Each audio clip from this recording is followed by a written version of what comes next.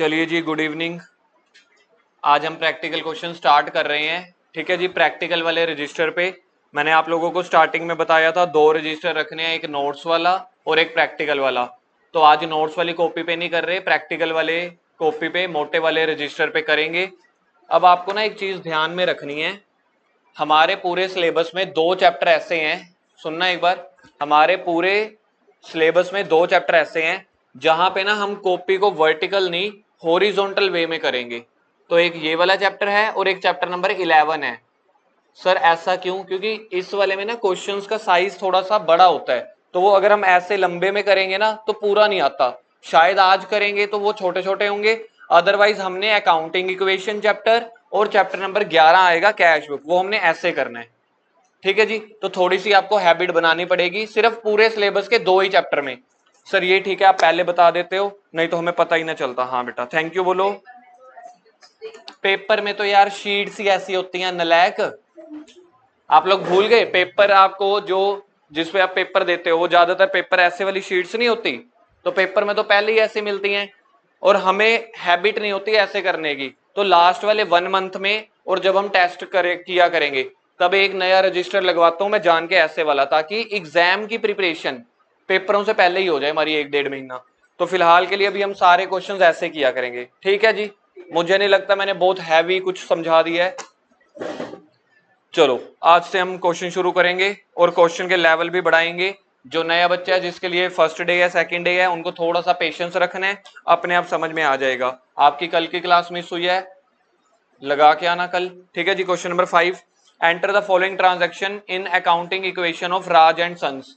Accounting equation का format ये रहा आपके सामने स्क्रीन पे। ठीक है जी, अकाउंटिंग इक्वेशन का फॉर्मेट। अब सबसे पहले क्वेश्चन नंबर 5 में हम देखते हैं हमारे पास क्या एसेट्स हैं क्या लाइबिलिटी हैं। बिजनेस स्टार्ट किया, कैश आया, फिर गुड्स परचेज की, स्टॉक आया, फिर उसके बाद sold goods to Mahesh, debtor, cash stock debtor. ठीक है जी, कैश स्टॉक और डेटर्स।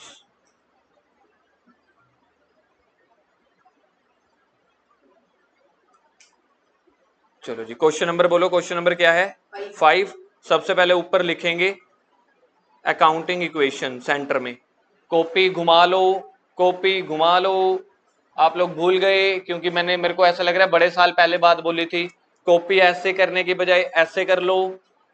ठीक है जी, और ऊपर लिखेंगे सबसे पहले अकाउंटिंग इक्वेशन, चैप्टर बहुत आसान है। ये लो, ये बन गया सेंटर अकाउंटिंग इक्वेशन। ठीक है जी, अब यहां पे लगा दो लाइनें। फर्स्ट पहला ऐसे बन जाएगा, ठीक है, जहां पे हम लिखेंगे फर्स्ट बॉक्स में ट्रांजैक्शंस।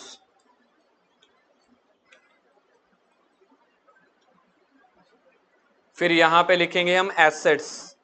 मैंने एसेट्स ऑलरेडी गिन लिए हैं, कौन कौन सी एसेट्स हैं ध्यान से देखते हैं। एक एसेट आई थी हमारे पास कैश, एक आया था प्लस डाल देंगे इसमें स्टॉक, प्लस जिसको हम उधार पे सामान बेचते हैं डेटर्स। सर ये क्या हमें याद करने पड़ेंगे? नहीं, ये याद नहीं करने पड़ेंगे, क्वेश्चन में देख के पता चलता है। प्लस एक बंदे की जगह खाली छोड़ देंगे, is equal to capital plus liability. Capital के अंदर कुछ नहीं होता, लाइबिलिटीज में जो आएगा देख लेंगे। एक बार के लिए फॉर्मेट आपको स्क्रीन पे दिखा रहा हूं, ये लो, ये है फॉर्मेट। एसेट्स के अंदर अलग अलग कैटेगरीज होती हैं, कोई कोई स्कूल वाले या बच्चे चाहे तो इसको लिख सकते हो 1 2 3 4 कैपिटल, फिर इधर लिखना है इक्वल टू। ये इक्वल टू दिखना चाहिए आपके स्कूल टीचर को, क्योंकि इसका फॉर्मूला यही होता है। सिंपल, पूरे चैप्टर का क्या फॉर्मूला है ये जो स्क्रीन पे लिखा हुआ है, assets is equal to capital plus liability. एक बार के लिए समझा देता हूं, सुन लो। एसेट्स क्या होती हैं? मेरी प्रॉपर्टीज, जो जो चीजें मेरे पास हैं। कैपिटल मतलब जब हम बिजनेस में पैसा लगाते हैं बिजनेस को स्टार्ट करने के लिए। लाइबिलिटी मतलब जो जो मुझे पैसा किसी और को पे करना है। एसेट्स मेरा पैसा, लाइबिलिटी किसी और का पैसा पड़ा मेरे पास है, और कैपिटल जो हम बिजनेस में इन्वेस्ट करते हैं नया बिजनेस चलाने के लिए। तो एक बार के लिए फॉर्मेट बना लो। लाइबिलिटीज के अंदर भी अलग अलग पार्ट आ सकते हैं, वो क्वेश्चन में देख के पता चलेगा।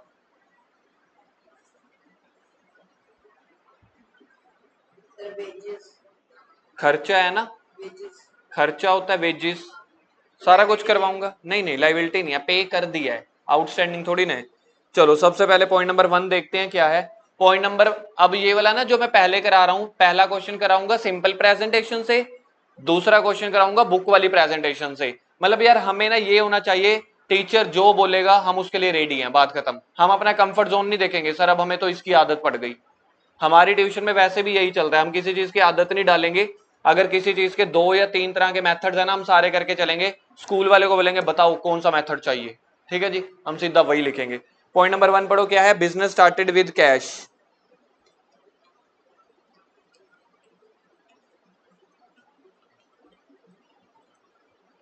बिजनेस स्टार्टेड विद कैश, तो एक तो कैश आया और बिजनेस स्टार्ट करते हैं तो उसको क्या बोलते हैं, कैपिटल। तो पहली ट्रांजैक्शन कैश के नीचे लिखेंगे, कैश के नीचे लिखेंगे 50,000,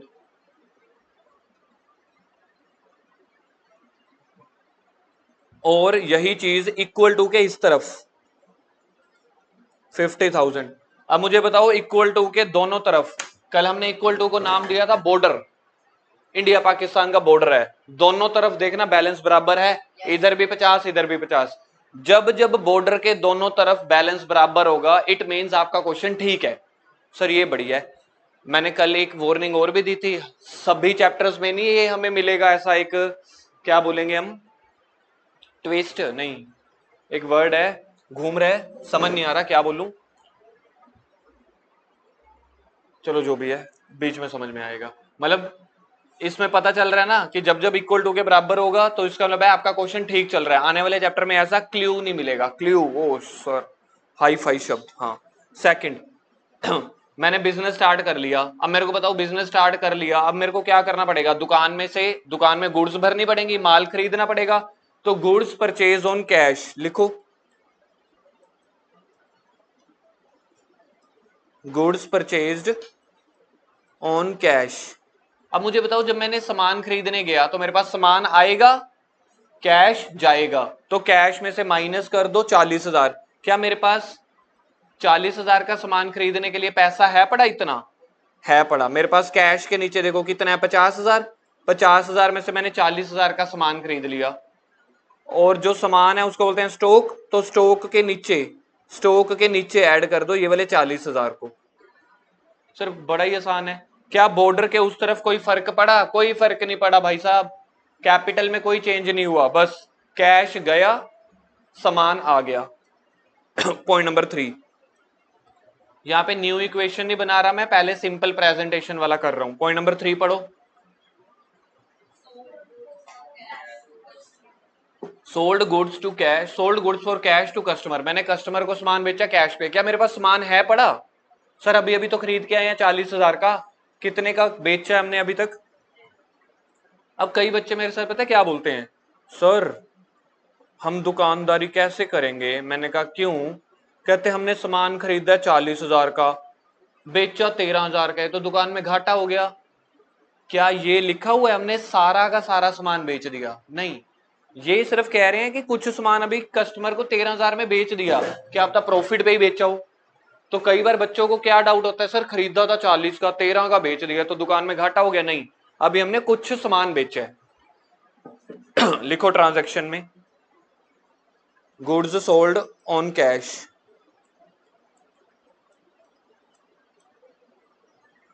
दुकान में अब कैश आएगा तो कैश के नीचे ऐड कर दो 13,000 और स्टॉक में से माइनस कर दो 13,000। माइनस को अकाउंट्स में हम क्या लिखते हैं, ब्रैकेट में। आई थिंक पॉइंट समझ में आ गया ये वाला। पॉइंट नंबर 4 पढ़ना, अपने अपनी बुक में से पढ़ो। Point number 4, sold goods to Mahesh,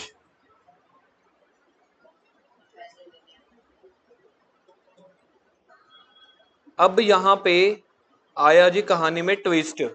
अब कैश लिखा हुआ है कि पर्सन का नाम लिखा हुआ है, कल याद है मैंने इसके ऊपर एक अलग से नॉलेज दी थी आपको, जब भी पर्सन का नाम दिया होगा इसका मतलब यह है आपने उसको उधार पे बेचा है, सामान चला गया लेकिन कैश नहीं आया, इसलिए कैश में देखो मैं क्या लिख रहा हूं, 0।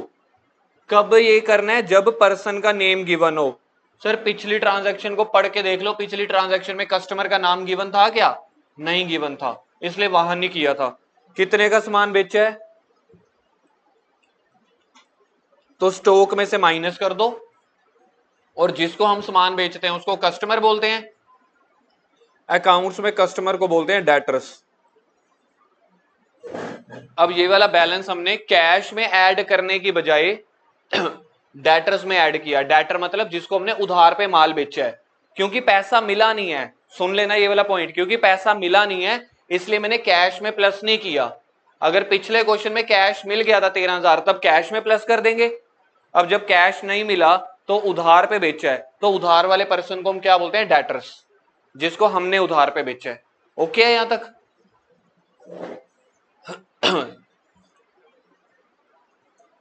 फिफ्थ ट्रांजैक्शन पढ़ के बताओ मुझे क्या लिखी हुई है। Paid wages to worker, paid wages to received है। सर आपकी नींद पूरी नहीं हुई, ठीक है मैं कल सो के आऊंगा। पॉइंट नंबर 5 क्या लिखा हुआ है? Cash received from Mahesh. हमने महेश से कोई पैसे लेने थे क्या? कौन से पैसे लेने थे? जो हमने 4 नंबर में उसको सामान बेचा था उधार पे। कितने का सामान बेचा था? 15,000 का। अब वो मुझे कितने पैसे दे के गया? तो सर बाकी पैसे मिल जाएंगे बाद में। वो अभी 15,000 में से 10,000 दे गया। इधर देखो, फिर अब मैंने कैश में प्लस कर दिया 10,000, और महेश के अकाउंट में से 10,000 माइनस कर दिया। सर क्यों माइनस किया? एक बात बताओ, जिसने पैसे दे दिए तो आप उसका बैलेंस माइनस नहीं करते?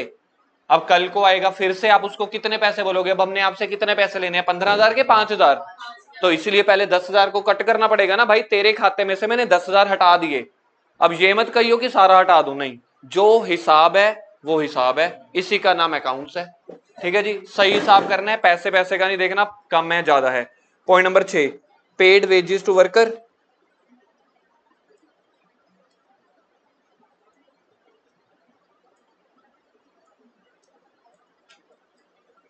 इसकी हिंदी या मीनिंग बना सकते हो? मजदूर को पैसे दिए। पैसे देना मतलब कैश में से कम करना पड़ेगा, तो सबसे पहले कैश में से माइनस कर दो। कितनी दिहाड़ी दी है? 2500 की दिहाड़ी दे दी। ठीक है जी। अब क्योंकि ये कंपनी के लिए खर्चा है, तो जो भी खर्चे होंगे, एक्सपेंसेस होंगे, उसका इंपैक्ट कैपिटल में से माइनस करना होता है। तो कैपिटल में से माइनस करो 2500। जो भी एक्सपेंसेस होंगे उसका सेकंड इंपैक्ट कैश पे और कैपिटल पे होगा। सर कैश पे क्यों? क्योंकि मैंने अपने मजदूरों को पैसा दिया तो कैश कम हो गया। बिजनेस के लिए क्या है? खर्चा। तो खर्चे से क्या होता है? मेरी कैपिटल मतलब मेरा पैसा कम हो जाता है। 7th, received commission. अब पैसा मिल रहा है,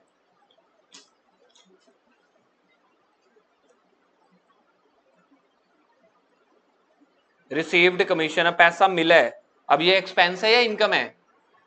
बोलो। रिसीव्ड कमीशन, कमीशन मिली है, इनकम है। तो सबसे पहले तो कैश में प्लस कर दो। क्यों? क्योंकि पैसा मिला है। 1200 रुपए कैश में प्लस कर दिया। और इसका सेकंड इंपैक्ट कहां चेक करना पड़ेगा? इनकम है तो कैपिटल पे, तो अब कैपिटल में ऐड कर दो 1200।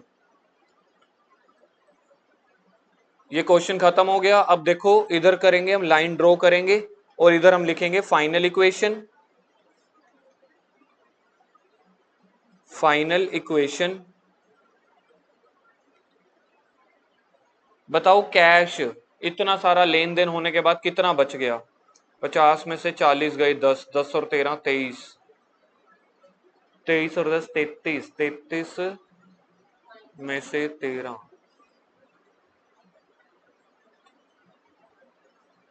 31700।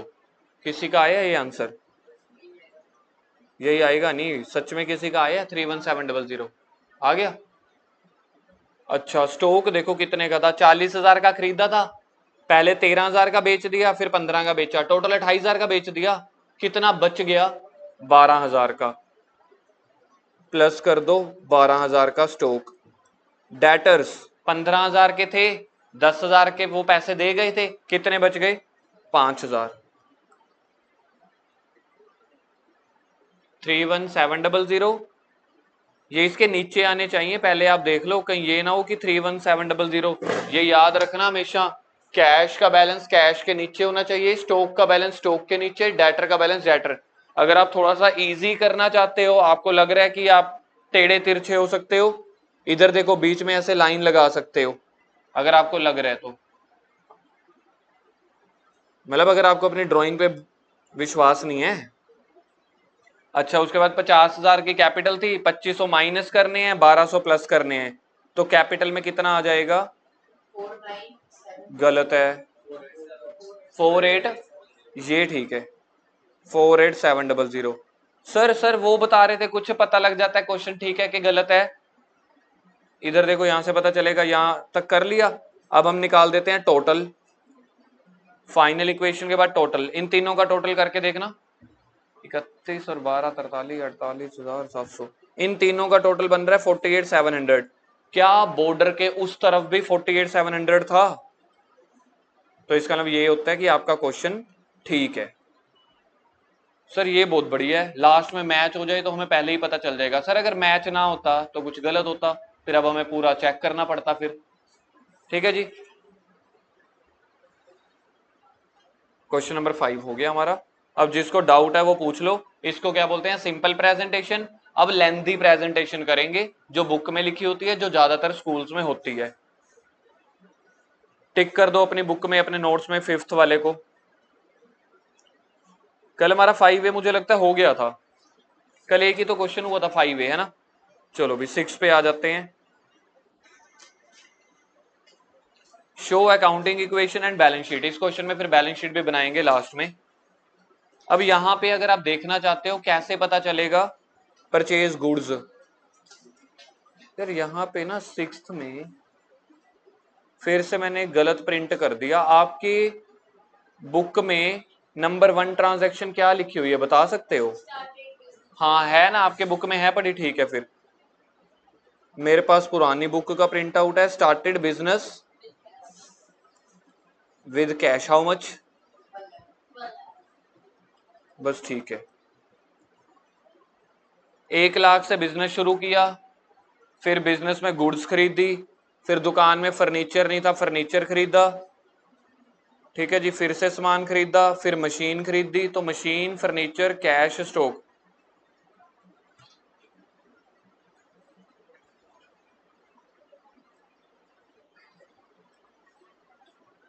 चलो भैया आ जाओ, प्रेजेंटेशन फिर से वैसी सी बनाएंगे। क्वेश्चन नंबर है 6। सबसे पहले सेंटर में क्या लिखना है? Accounting equation. आपके टीचर हाफ मार्क्स इसी का काट लेते हैं टेस्ट में, जब आप ऊपर टाइटल ही नहीं लिखते। तो टाइटल लिखना मैंडेटरी है, अकाउंटिंग इक्वेशन।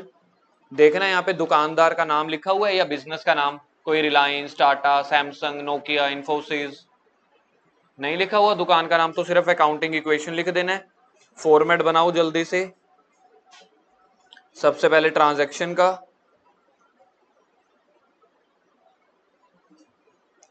फिर एसेट्स का। एसेट्स में आपको 2-3 दिन लग जाएंगे आइडेंटिफाई करने में। पहले कैश आ जाएगा, ये लो मैं लाइन लगा देता हूं।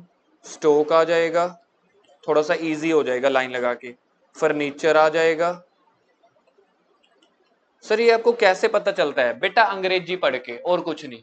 मैंने 5 लाइनें पहले पढ़ ली, मुझे पता चल गया। सर ये तो हम भी पढ़ सकते हैं, तो पढ़ो ना, फिर कौन रोक रहा है। एक फर्नीचर हो गया, एक हो गया plant and machinery. Simple machine को बोलते हैं फैंसी शब्दों में प्लांट एंड मशीनरी। और एक लाइन आपको पता है मैं हमेशा छोड़ता हूं प्रोविजन के लिए, है ना, अगर कुछ जरूरत पड़ गई। तो एक लाइन इधर फालतू छोड़ दी।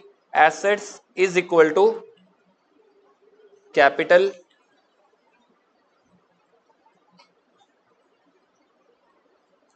Plus liabilities. लाइबिलिटीज में क्या क्या आएंगे वो भी मुझे देखना पड़ेगा। इस क्वेश्चन में कोई लाइबिलिटीज हैं? किसी ने क्वेश्चन रीड किया? परचेज फर्नीचर, परचेज टोमी, ठीक है, इसमें भी कोई लाइबिलिटी नहीं आने वाली, बेचारी ऐसे ही पड़ी रहेगी। और इधर आ जाएगा ट्रांजैक्शंस।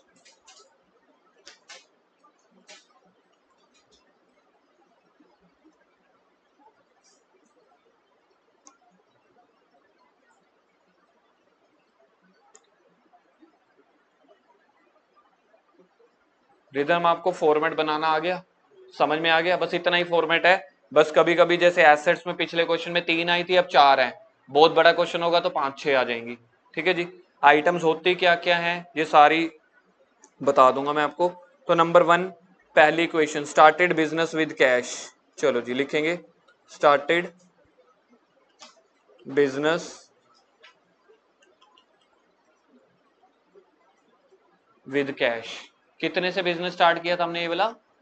1 लाख से। तो कैश के नीचे लिख दो 1 लाख। यार मैं सेकंड भूल गया, कहाँ लिखते होते थे सेकंड?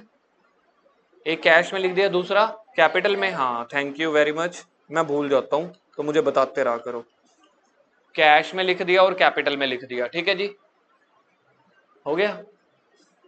अब पढ़ेंगे सेकंड ट्रांजैक्शन।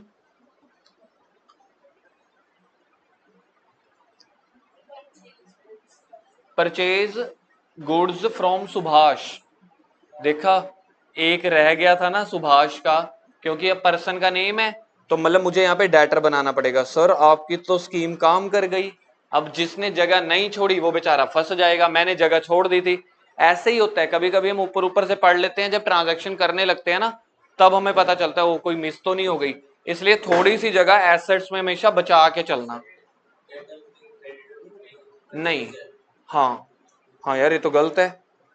सर आप सो के आया करो, आपको आज नींद चढ़ रही है, ठीक है मैं कल से सो के आऊंगा। अरे जिससे सामान खरीदा वो डेटर थोड़ी है, डेटर वो होते हैं जिसको हम सामान बेचते हैं, जिससे हम खरीदते हैं उसको क्या बोलते हैं? क्रेडिटर्स। क्रेडिटर्स यानी कि लाइबिलिटी में। थैंक यू धैर्य, थैंक यू वेरी मच। हाँ तू क्यों हंस रहा है भाई, इसने भी लिख लिया था। हाँ सर जब टीचर ही नलायक हो तो बच्चे तो महानलायक बनेंगे। हाँ मेरे को पता था, तुम मेरा नाम किसी दिन जरूर रोशन करोगे। चलो जी, परचेज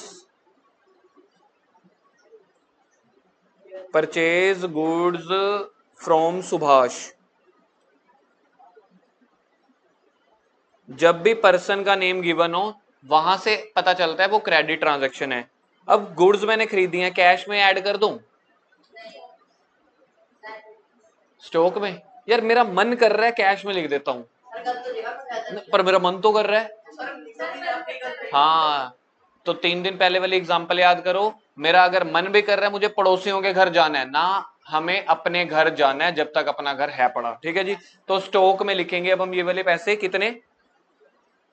50,000। और कैश पे नहीं खरीदा इसलिए कैश में नहीं माइनस कर रहे, उधार पे खरीदा है, कल को पैसा देना पड़ेगा, that is called our liabilities. तो लाइबिलिटी में क्रेडिटर के नीचे लिख देंगे 50,000। पहली ट्रांजैक्शन के बाद एक ट्रांजैक्शन हो गई ना। अब बुक वाली प्रेजेंटेशन कर रहा हूं, इधर देखो। अब यहां पे लगानी है लाइन और इधर लिखेंगे न्यू इक्वेशन। अब बार बार हर ट्रांजैक्शन का बैलेंस साथ साथ निकालना पड़ेगा। इस वाली प्रेजेंटेशन में टाइम ज्यादा लगता है, बुक में ये वाली प्रेजेंटेशन होती है, तुम्हारे स्कूल वाले भी यही प्रेजेंटेशन लिखवाते हैं। अब मैंने आपको दोनों प्रेजेंटेशन करवा दी, फोटो खींच के ले जाना अपने टीचर के पास, पूछ लेना कि दोनों अलाउड है ना? जिसको तो पहली वाली अलाउड है ना वो तो बहुत ही बढ़िया भाई साहब, पहले सारी कर दो, आखिरी में टोटल करेंगे। अब बताओ कैश कितने का बच गया? सर कैश छेड़ा ही नहीं, 1 लाख का पूरा। स्टॉक कितने का है? 50,000 का। मतलब अब हमने क्या करना है, हर ट्रांजैक्शन के बाद टोटलिंग करनी है। रिदम आया समझ? सेकंड प्रेजेंटेशन में हम क्या कर रहे हैं, हर ट्रांजैक्शन के बाद टोटलिंग करेंगे।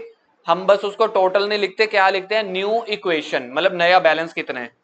और इस तरफ आ जाओ, बॉर्डर के इस तरफ 1 लाख की कैपिटल। सर कैपिटल में कोई चेंज नहीं आया तो मैं भी तो एज इट इज 1 लाख लिख रहा हूं, तो सर जीरो नहीं लिखेंगे? यार जब आपने बिजनेस में पैसा लगाया 1 लाख, कुछ किया नहीं तो जीरो हो जाएगा? नहीं, उसमें चेंजेस जीरो हुए हैं, ना कि पूरा का पूरा फंड जीरो हो गया। और इस इधर लिखेंगे प्लस करके 50,000। अब देखना बॉर्डर के दोनों तरफ मामला बराबर है, बराबर है। चलो जी, अब आप देख रहे हो चैप्टर में कुछ खास नहीं है, खाली खाली प्रेजेंटेशंस हैं ज्यादा बस। नंबर 3, चलो भी नंबर 3 करते हैं। Purchase furniture for cash. लिखो जी, परचेज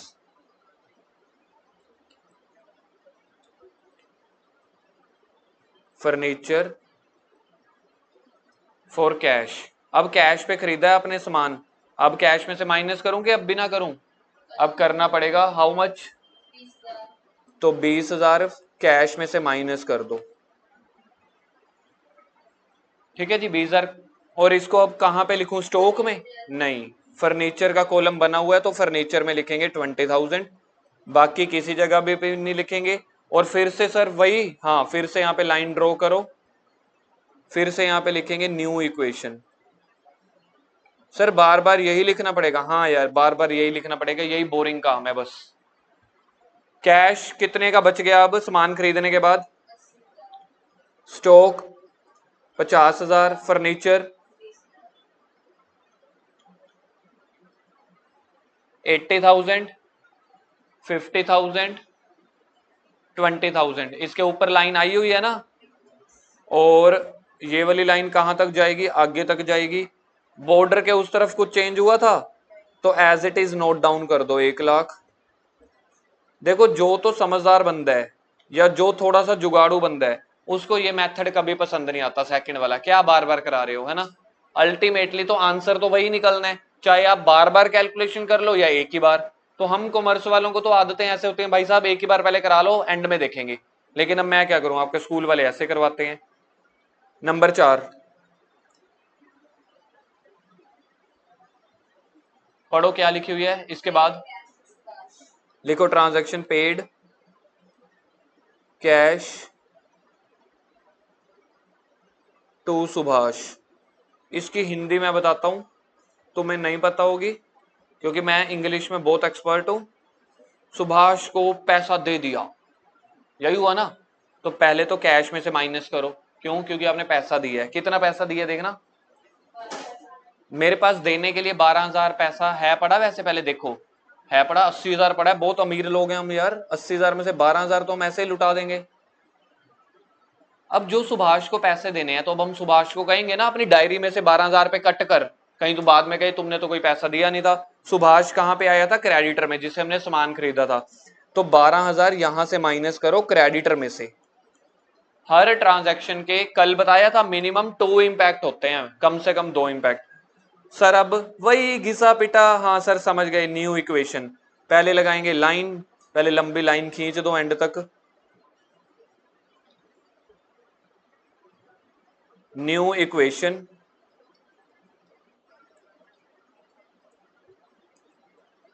बताओ कैश पे करने के बाद कितना बच गया?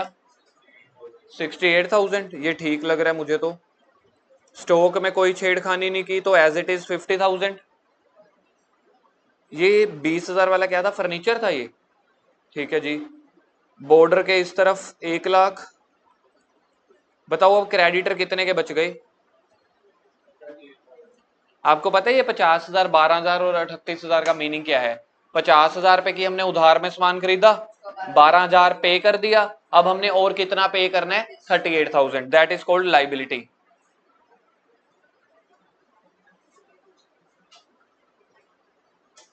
आ जाओ आगे नंबर 5 पे।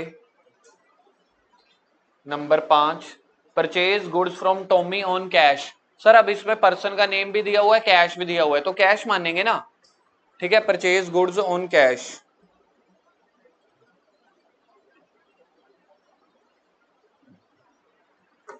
अब अपने आप बताओगे कहां पे इंपैक्ट पड़ेगा? कैश आएगा या जाएगा? जाएगा। कैश में से माइनस और गुड्स में स्टॉक में ऐड, कितने का है? 6,000। कैश में से माइनस और गुड्स में प्लस। सर बॉर्डर के उस तरफ कुछ भी चेंज नहीं हुआ। फिर से यहां पे लिखेंगे न्यू इक्वेशन। बताओ अब कैश कितने का हो गया? 62,000, ठीक है। स्टॉक कितने का हो गया? Furniture as it is 20,000।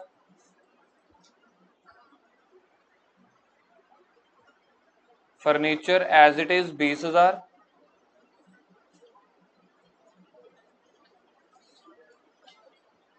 Capital as it is 1,00,000। Creditor बताओगे क्रेडिटर कितने बच गए? 38,000 जो पहले के बचे हुए थे। 2 ट्रांजैक्शन और रह गई, जल्दी से खत्म करते हैं। Number 6 board plant and machinery. Board का मतलब कभी कभी वर्ड दिया होता है परचेज, कभी दिया होता है बोट, बात एक ही है ना।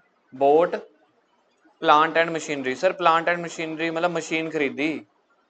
जब बड़ी बड़ी फैक्ट्रियों में मशीनें इकट्ठी नहीं लेते ना, इंस्टॉल करवाते हैं, वर्कर्स आते हैं, लेबर वाले आते हैं, कई चीजें वहां पे लगानी है मशीनरी की, तो उसको इकट्ठे वे में बोल दिया जाता है प्लांट एंड मशीनरी।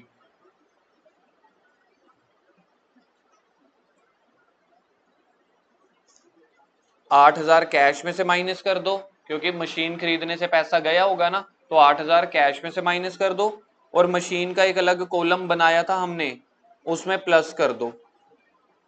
इधर देखो मशीन का एक कॉलम बनाया था ना प्लांट का, चौथे नंबर पे, तो वहां पे नीचे नीचे लिख दो 8,000। फिर से वही घिसा पिटा न्यू इक्वेशन।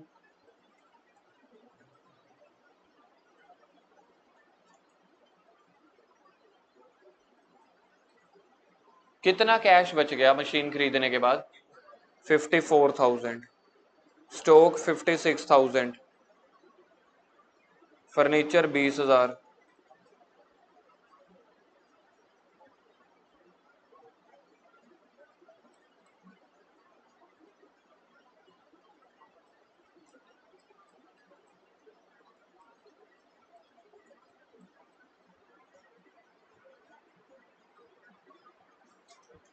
आई थिंक अब आपको एक गैस लग चुका होगा क्यों मैंने कॉपी को हॉरिजॉन्टल करवाया था, क्योंकि क्वेश्चन की विड्थ बहुत ज्यादा हो जाती है इनमें। लास्ट ट्रांजैक्शन रह गया देखना, 7th। Interest received from party. Party मतलब कोई पर्सन जिससे हमने कुछ पैसे लेने होंगे। इंटरेस्ट रिसीव्ड, पैसा मिला है ना, पैसा आया, कैश में ऐड कर दो, क्योंकि ये पैसा आया तो मेरी इनकम है, तो इनकम का दूसरा इंपैक्ट कहां पे देखना है? कैपिटल में, तो कैपिटल में ऐड कर दो। सर अब तो बॉर्डर के उस तरफ भी एक्टिविटी हुई है। हाँ, बॉर्डर के उस तरफ भी कुछ ना कुछ एक्टिविटी हुई है। अब इसके बाद जब क्वेश्चन खत्म हो जाता है तो न्यू इक्वेशन नहीं लिखना, तब क्या लिखेंगे? Final equation. फाइनल इक्वेशन पूरा क्वेश्चन खत्म होने के बाद लिखते हैं। बताओ कैश कितने का बच गया? 61,500 का। ठीक है,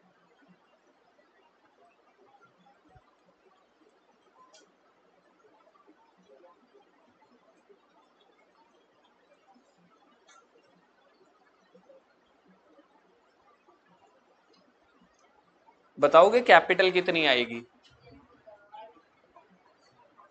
माइनस नहीं प्लस करने है ना, क्योंकि इंटरेस्ट मिला था 107,500 107,500 and 38,000 is the creditor. Final equation is okay. अब कर देंगे टोटल, पता चल जाएगा क्वेश्चन ठीक है कि गलत है। सर टोटल अब हम इतना करेंगे, आप हमसे इतना काम कराओगे? हाँ बेटा करना ही पड़ेगा, तभी पता चलेगा ना क्वेश्चन सही है कि गलत है। कहीं अभी नीचे कर दो, एक काम करता हूँ मुश्किल वाला मैं कर देता हूँ, जो दूसरी तरफ है ये वाला। लो एक मैंने कर दिया, सबसे मुश्किल वाला, आसान वाला तुम कर दो, 4 ही हैं। ऐसे कैसे सेम होएगा? देखना पड़ेगा ना क्वेश्चन ठीक है कि गलत है।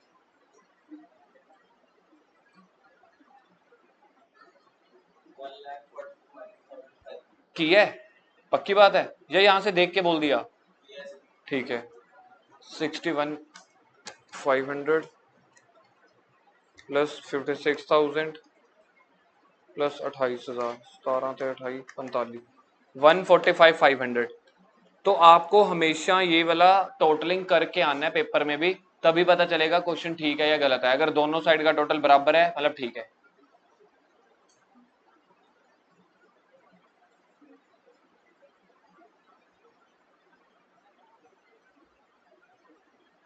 सिक्स ए सिर्फ मैं आपको बता रहा हूँ, 6A होमवर्क रहने वाला है, कल से होमवर्क भी चेक होना शुरू होगा। 6A में कुछ नई नई ट्रांजैक्शन है, इसको हम डिस्कस कर रहे हैं, आप लोग बताना ठीक है कि गलत।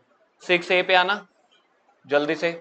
बिजनेस स्टार्टेड विद कैश, एक तो कैश में प्लस हो जाएगा, दूसरा कैपिटल में। पहली ट्रांजैक्शन तो मेरे हिसाब से इजी है, कोई बात नहीं, वो कल परसों देखेंगे, पहले इस पे हम पूरी कमांड कर लें, इसलिए बैलेंस शीट छुड़वा रहा हूं।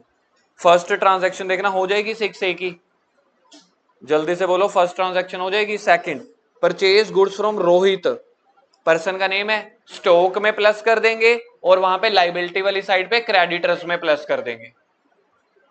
ठीक। तीसरी है, नई आई है, सभी के लिए न्यू है, पहले कभी नहीं कराई, sold goods on credit to Manish, costing 17,500 और 20,000। जब हमने बेसिक्स चैप्टर किए थे अभी पिछले कुछ दिनों में, बेसिक्स किए थे, वहां पे याद है मैंने कोस्टिंग भी करवाया था। कोस्ट वो होता है जो हमें पड़ रही है, मतलब 17,500 वाला सामान मैंने कितने में बेचा, 20,000 में बेचा। मतलब ये दुकानदार अच्छा है कि बेकार है? बढ़िया दुकानदार है। क्यों? क्योंकि वो चीजें महंगी करके बेच रहा है, यही दुकानदारी का हिस्सा है। बिजनेस क्या होता है? To earn the profit. तो कितने का प्रॉफिट हुआ? 2500 का। तो स्टॉक में से देखो, मैं इसके ना हर ट्रांजैक्शन के मिनिमम 2 इंपैक्ट होते हैं, इसके 3 है, किसी के 4 भी हो सकते हैं, मिनिमम 2 होंगे ही होंगे। अब ध्यान से सुनना, 3 इंपैक्ट में से 1 गलत बोलूंगा, 2 सही बोलूंगा, तो आप लोगों को पहचानना है। 17,500 स्टॉक में से माइनस हो जाएगा, क्योंकि सामान बेचा है तो सामान में से माइनस। 2500 का प्रॉफिट है, तो जो 2500 का सिर्फ प्रॉफिट है वो कैपिटल में जाके ऐड हो जाएगा। ये किसको समझ में आ गया? ये भी ठीक है। तीसरा, कैश में 17,500 प्लस हो जाएगा। गलत है? नहीं होएगा। होएगा? नहीं होएगा, नहीं होएगा, 20,000 प्लस होएगा। कैश में 20,000 प्लस होगा, ठीक है? ये गलत है? सही है, ये सही है, सही है, ये गलती सही है। शर्त लगा लो जितने मर्जी की, ये सही है। शर्त लगा लो जितने मर्जी की। ऑन कैमरा शर्त लगाते हैं 10-10 रुपए की। 10 रुपए की लगा दो। आजा ना ना, 10 रुपए की लगा दो। चल 11 रुपए की शगन, माथा टेकने चलेंगे दुर्गा मंदिर। इसका पॉइंट गलत है। मैंने कहा था, हमने कहा था कैश में 20,000 प्लस होगा। अरे भाई, माल उधार पे बेचा है, नलायक। तो अगर हम अपने सब्जेक्ट में थोड़ा सा सस्पेंस, थोड़ा सा गेमिंग नहीं करेंगे ना, तो तुम वही 80% बन के रह जाओगे। सर क्वेश्चन सोल्व करने, आंसर निकालने हैं। हमारी ट्यूशन इसके लिए नहीं जानी जाती कि सिर्फ क्वेश्चन करते रहो, 10 क्वेश्चन कर लो, आंसर निकालो, ठीक है कि गलत। अरे थोड़ी खोपड़ी भी तो चले। इधर समझ में आया? दोबारा से 3 ट्रांजैक्शन बोल रहा हूं, फिर से 1 गलत बोलूंगा, पहले सुन लेना तीनों, अब साथ साथ नहीं बोलना, ठीक है कि गलत है। दोबारा से 3 बोल रहा हूं। 17,500 स्टॉक में से माइनस होगा, 20,000 के लिए अलग से एसेट वाली साइड पे डेटर बनाना पड़ेगा, क्योंकि उधार पे बेचा है, तो 20,000 उस डेटर में लिखेंगे और 2500 कैपिटल में ऐड होगा। बताओ कौन सा गलत बोला? 2500 कैपिटल में ऐड होगा, गलत है? कौन कहते हैं भगवान आते नहीं। दूसरी स्टेटमेंट थी 20,000 डेटर्स में प्लस करूंगा, डेटर के बैलेंस में। ये गलत है? मेरा भाई कह रहा है सारे ठीक है, अपनी बहुत बनेगी पूरा साल। कनिष्का मैं नाम भूल जाता हूँ, कनिष्का कहती 20,000 वाला गलत है। अभी तो सिखाया था 20,000 के डेटर है ना, उधार पे बेचे हैं, तो डेटर्स का कॉलम कहां पे बनाना पड़ेगा? डेटर्स का कॉलम एसेट साइड पे, ये यहां पे बनाना पड़ेगा और इसमें 20,000 लिख देंगे। तो सर आपने तीनों सही बोले थे, आप हमारी टेस्टिंग कर रहे हो। जी हाँ। अरे भाई साहब, आपके +1 में वाइवा होने हैं, +2 में वाइवा होने हैं, तो मेरा पर्पस क्या होता है, मेरा मोटिव होता है साथ साथ आपको पहले ही दिन से वाइवा के लिए भी तो प्रिपेयर करूं। जो चीज आती है आपको उसके ऊपर भी देखो कॉन्फिडेंस नहीं होता, इसलिए वाइवा में जाके ना लास्ट में असेसमेंट में नंबर कटते होते हैं। क्या? क्यों?